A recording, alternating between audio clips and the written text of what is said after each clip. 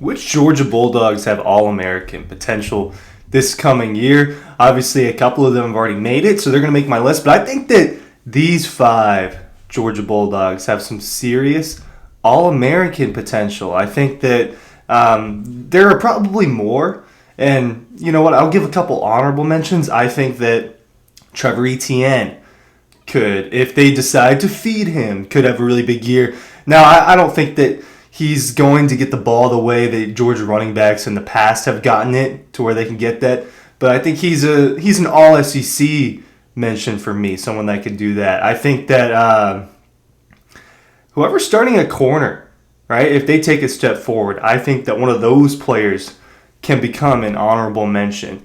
I think that if someone steps up on the interior defensive line, an older guy like Nazir Stackhouse, right? I think that if he takes a step forward, a guy that's had SEC honors in the past, he could be an honorable mention. But I think these 5 are the ones that I honed in on. And I'm going to give you my little slideshow for it here in a second to share my screen. Hopefully it works. Ryan Curley from Dawg Post here. These 5 Georgia Bulldogs have All-American potential this coming year. Real quick, newsletter, I'm linking that down below. If you haven't signed up, all you do is give us our email address and the link in the description down below in this video, and you get those stories, free, premium, insider, all of it in your inbox every single day. So I'm going to attempt to share my screen here and give you this little presentation. Let's go.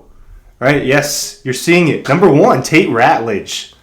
I think, look, this one's obvious. This is a guy that had national recognition last year, both in the All-American sense, and he was second team AP at guard, and he was an All-SEC selection as well. This is a guy who decided to come back for another season. He could have went to the NFL. Huge offensive lineman. He's a big contributor. Look, Carson Beck was only sacked. He wasn't sacked that many times last year, right? Go look at the numbers. It wasn't a lot. Former roommate with Carson Beck, actually. So there's some chemistry there. What's this guy known for? He's known for his mullet. He's known for his jersey number. He's known for being one of the guys that throws up the running backs in the end zone. But he's also recognized as one of the better offensive linemen in the country. This is an interior offensive lineman that will be a higher pick than average probably for that in this coming 2025 draft. So he comes back with an opportunity to boost his stock again. And obviously he probably feels that there's unfinished business at Georgia. Next, Mykel Williams. Numbers aren't great for Mykel Williams, so I'm not going to talk about the numbers. It's the eye test and the talent that we know. His production, right? It was pretty similar between the 2 years when you just have 5-6 sacks each season, right? So it's not, his numbers don't jump out at you, right? Jordan Davis's didn't really jump at you. I think he got national recognition. Obviously, they play a different position, but I think that Mykel Williams, he to me is the most talented player on Georgia's defensive line. I think if he has a breakout season, he could, if he could get to double-digit sacks maybe, which is not impossible, just doesn't happen a lot at Georgia, then I think we could talk about this guy as a potential All-American. So I think that Mykel Williams has got it. This is going to be a junior year guy. This is a guy that's on people's draft boards. I expect him, if he has a good season, to probably leave after this. But if Mykel Williams is having a really good year, then I expect that Georgia's pass rush is having a better year than it's had maybe in the last couple. We know that it hasn't been ultra elite the last 2 seasons. It was in 2021, obviously. Mykel Williams is a guy that you look at as, hey, I think that he could do this thing, right? If there's anyone on the defensive line, I think it's Mykel Williams, right? People think he might be the next Trayvon Walker. We'll see. Trayvon Walker wasn't the most productive, but that was a little bit circumstantial. Mond, another guy that decided to come back, right? The second guy on this list that did that, just like Tate Rage. He's going to be the leader of that linebacker room now. Jamal Demas-Johnson transferring over to Kentucky. He was a guy that people tabbed as a possible All-American heading into last season. I always preferred Mond a little bit. I think that he is an athletic freak at the linebacker position. And it's going to be him and a bunch of younger guys. He'll be in year 4, and you'll have C.J. Allen, Raylan Wilson in year 2. And then you'll have some freshmen Obviously, Jalen Walker, kind of, a little bit of a hybrid linebacker. He'll be in year 3, but Smael Mondon will be the leader of that group. Smael Mondon, arguably the most athletically talented, right? It's hard to say that when all of them are really, really good. So Smael Mondon, I think he's got it, right? He was not healthy last year at the beginning of the year, and he ended up being kind of in a rotation a little bit. The Georgia linebacker room just wasn't what we thought it was going to be, especially with Jamon Dumas-Johnson.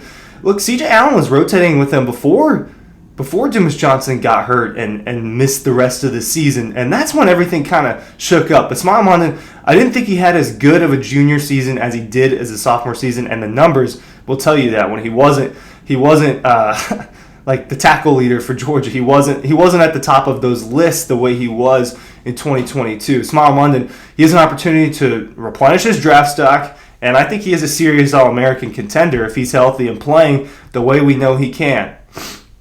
All right, this next one, I don't know, maybe it's a little obvious, maybe it's not. Carson Beck, right? I think Carson Beck has All-American potential. I think this guy is probably going to be one of the 3 or 4 best quarterbacks in college football. I don't really see anything else happening. I think that he came back for a reason. I think he came back. Look, I mean, he explained some of the reasons. It was just fun, right? Carson Beck's happy to be a starting quarterback again in life in general, right? Had to sit for 3 years as a bench guy, as a guy who thought he was going to get a turn and didn't. In his first year as a starter, he throws for 4,000 yards. He has a 24-6 touchdown INT ratio. He runs for a couple touchdowns. It was very efficient, at around a 72% clip. And he's going to be one of the best returning college football players, not just quarterbacks, but players.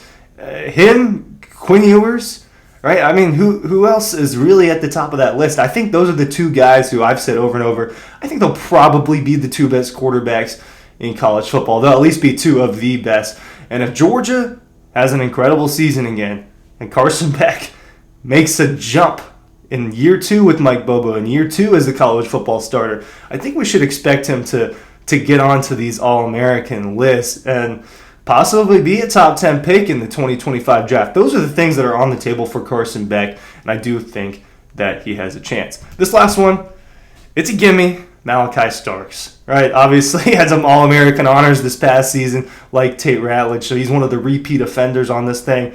But this is probably the best safety, probably the best defensive back in college football heading into this season. I mean, he's an athletic freak. Call me biased just because I watched him a lot in high school, but you could tell from the jump. Okay, there's just no one on this football field that's as talented as Malachi Starks. Feels that way in college sometimes too, and he showed us that immediately against Oregon. He showed us that in so many plays. Malachi Starks is all over the place, right? He can cover, he can run support.